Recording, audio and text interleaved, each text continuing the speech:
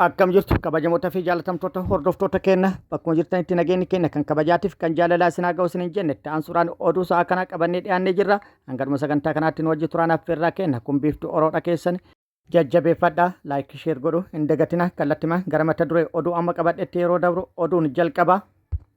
Firiin qormaata biyyoolessaa kutaa 12ffaa bara barnoota 2018 ifoomee jira. Barattoonni qormaata biyyoolessaa kutaa 12ffaa bara barnoota 2018 fudhatanis akkuma bara barnoota waggoota sadan darbanii kan qabxii darbiinsaa galmeessan bara kanas baay'ee gadi bu'aa ta'ee jira. Barattoonni qabxii darbiinsaa galmeessan bara kana walumaa galatti parsantii 12.8 yoo ta'u kan bara dabree irra parsantii 3 qofaan dabalii agarsiisee jira. Walumaa galatti manneen barnootaa bara kana barataa tokkollee hin dabarsin manneen barnootaa 565 adda bahanii jiru. Dabalata odeeffannoo kana qabadhee jira isin biraan gaha. Oduun itti aanu dirooniin Itoophiyaa takka Suudaan keessatti haleelamtee kufuun isii beekamee jira.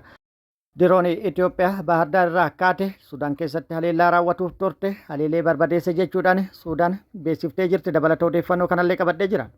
Oduun itti aanu lolli loltoota mootummaatti waraana bilisummaa Oromoo gidduutti deemaa jiru akkuma itti fufetti jira. Har'as zoonilee Oromiyaa garaagaraa keessatti waraanni bilisummaa Oromoo loltoota mootummaa waliin bakkoota garaagaraatti lola gaggeesse jedhee jira. Lola gaggeessee ture irrattis injifannoo argatu beeksisee jira. Gara mootummaatti hoo maaltu jedhame kan jedhus qabannee jirra. Isin biraan kenna guutuun oduu wal duraa duubana akka itti aanu kanatti isiniif dhiyaata. Guutuu oduu wajjin isin wajjin kan turan Bariisoo Ganamooti. Guutuun oduu kunooti.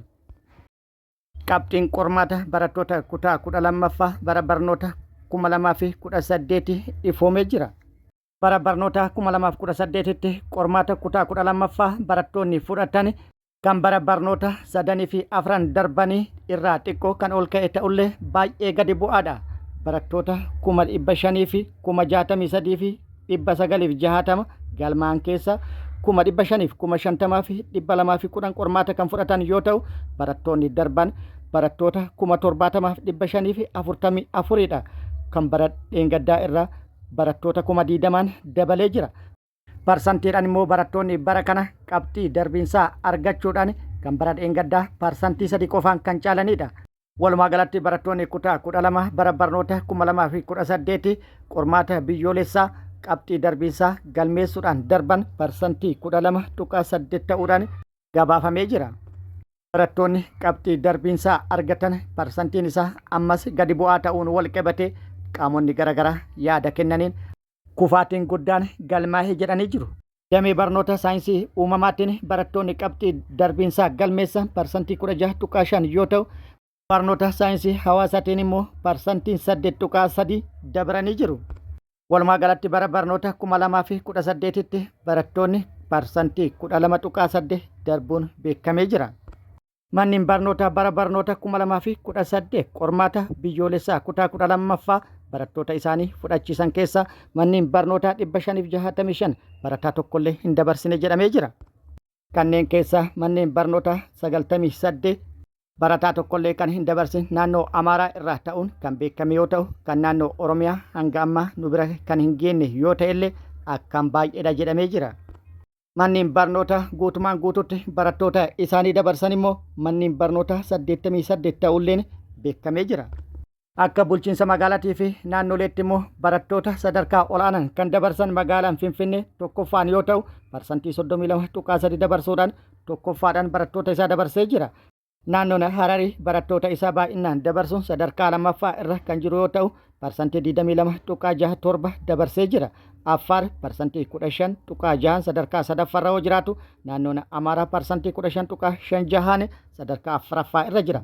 Oromiyaan kan akka biyyattiitti barattoota baay'ee qormaataaf dhiyeesse parsantii 10.53 barattoota isaa dabarsuudhaan sadarkaa torbaffaa irra taa'ee jira. Dirra Dawaan parsantii 11.29 dabarsuun sadarkaa shanaffaa irra yoo jiraatu naannoon Tigraay parsantii 11.12 sadarkaa jahaffaa irra taa'ee jira.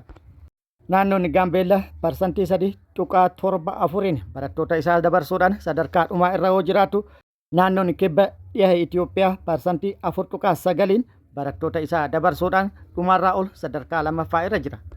Akkuma kaleessa galgala isiniin geenye qabxiin olaanaan barnoota saayinsii uumamaatiin galmaa'e 591 600 keessaa yoo ta'u kanas kan galmeesse mana barumsaa bultii addaa Odaa yookaan immoo mana barumsaa Odaa Special Boarding School Adaamaa irraa qabxii guddaa kanas kan galmeesse barataa dhiirati.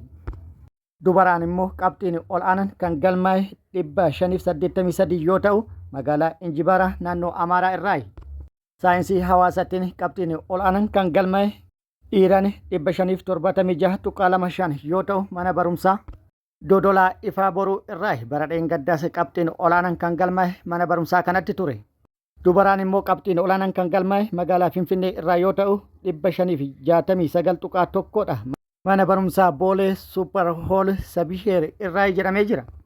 Walumaa galatti haalli firii qormaata biyyoolessaa kutaa 12ffaa bara barnoota 2018 kana kan fakkaate yoo ta'u barattoonni guyyoota muraasa booda qabxii isaanii laallachuu ni danda'an jedhamee jira. Oduun itti aanu dirooniin Itoophiyaa irraa kaate Sudaan keessatti haleellaa raawwatuuf yeroo turtetti haleelamtee kufuun gabaafamee jira. Sudaan diroonii tana haleeltee kuffisuun guutumaan guututti barbadeessuu ifoomsitee jirti. Dirooniin tun haleelamtee kufuu miidiyaan Saawud Arabiyaa Al Arabiyaa jedhamu kan gabaase yoo ta'u kun immoo kan ta'e yeroo Sudaan Itoophiyaan hidhattoota humna RSF hidhachiisuu fi gargaaruun lola Sudaan keessatti deemaa jiru hammeessuu fi babal'isaa jirti jechuudhaan komii cimaa yeroo dhiyeessaa jirtuttidha. Al Arabiyaan itti dabaluun isa akka gabaasetti dirooniin tun Bahardaar irraa ka'uudhaan Sudaan keessa kan seente yoo ta'u Sudaan keessatti humni waraanaa Sudaan haleelee kuffise jechuudhaan ibsee jira. Dirooniin tunis kan haleelamte bulchiinsa Blue Nile magaalaa Kumuruk akkuma dhaqqabdeen kan haleelamte jechuudhaan gabaasee jira. Al Arabiyaan gama biraatti mootummaan Sudaan haleellaa diroonii Itoophiyaa irratti raawwatame kanaan wal qabate haleellaa Itoophiyaa irratti raawwatu akka danda'uu fi haaloo akka ba'us beeksisee jira. Diroon Itoophiyaa Sudaan keessatti haleelamte jedhame kanaan wal qabate gama Itoophiyaatti immoo hanga ammaatti wanti jedhame hin jiru. Gama biraatiin Sudaan kana dura irra deddeebi'uun mootummaan Itoophiyaatii fi UAE'n yookaan United Arab Emirates lola Sudaan keessatti gaggeeffamaa jiru wal qabate deeggarsa humna RSF taasisan jechuudhaan himataa turte. Himannaa Sudaan kana Itoophiyaa fi United Arab Emirates illeen haalaa turanii jiru. Oduun itti aanu lolli loltoota mootummaatiif waraana bilisummaa Oromoo gidduutti deemaa jiru akkuma itti fufetti jira. Zoonilee Oromiyaa garaagaraa keessatti tibba kana haala adda ta'een itti fufee gaggeeffamaa jiraachuu waraana bilisummaa Oromoo beeksisee jira. Bakkoota garaagaraatti lola loltoota mootummaatiif waraana bilisummaa Oromoo gidduutti deemaa jiru irratti waraanni bilisummaa Oromoo injifannoo gurguddaa argataa jira jedhee jira. Haaluma kanaan waraanni bilisummaa Oromoo zoonii baha Oromiyaa Harargee lixaa aanaa gubbaa qorichaatti loltoota mootummaa waliin lola cimaa gaggeessuu fi lola gaggeessu irrattis miidhaa guddaa kan qaamattii fi kan lubbuu loltoota PP irratti rakkabsiisuun injifannoo argadhe jedhee jira. Guyyaa kaleessaa jechuun hagayya 22/2026 aanaa gubbaa qorichaa bulchiinsa magaalaa Hardiim jedhamutti itti seenuun waraanni bilisummaa Oromoo haleellaa loltoota mootummaa irratti raawwate loltoota mootummaa 7 battalumatti addunyaa kanarraa godaansisuu fi 15 immoo madeessuun meeshaalee waraanaa hedduus irraa hiikkatu waraanni bilisummaa Oromoo bakkichaa beeksisee jira. Lola ture irrattis meeshaalee waraanaa hedduu hiikkadhe jedhee jira. AKM 3 hidhannoo 15 nyororoo bireenii abbaa 120 fi meeshaalee biroollee irraa hiikkatu waraanni bilisummaa Oromoo beeksisee jira. Waraanni bilisummaa Oromoo zoonii giddugala Oromiyaa Shawaa Kaabaa fi Shawaa Lixaatti loltoota mootummaa waliin bakkoota garaagaraatti lola gaggeessuu beeksisee jira.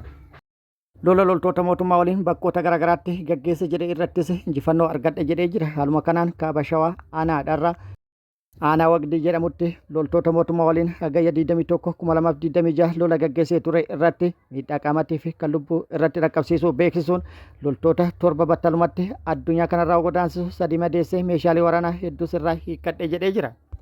Akkasumas waraanni bilisummaa Oromoo zoonii giddugala lixa shaggar aanaa Ada'aa Bargaa bulchiinsa magaalaa Hincinnii jedhamutti loltoota PP waliin lola cimaa gaggeessuu beeksise. Lola gaggeessaa ture irratti loltoota PP 3 battalumatti addunyaa kanarraa yoo godaansisu hedduu madeesse 5 immoo booji'uun meeshaalee waraanaa hedduus hiikkadhe jedhee jira. AKM 6 fi kan biroollee hedduu hiikkadhe kan jedhe yoo ta'u achuma lixa shaggar aanaa Abunaa Gindabarate bulchiinsa magaalaa Haroo jedhamuttis loltoota PP waliin lola gaggeessee irratti miidhaa qaamattii fi kan lubbuu irratti rakkabsiisuun meeshaa waraanaa irraa hiikkatuun injifannoo irratti argadhe jedhee jira.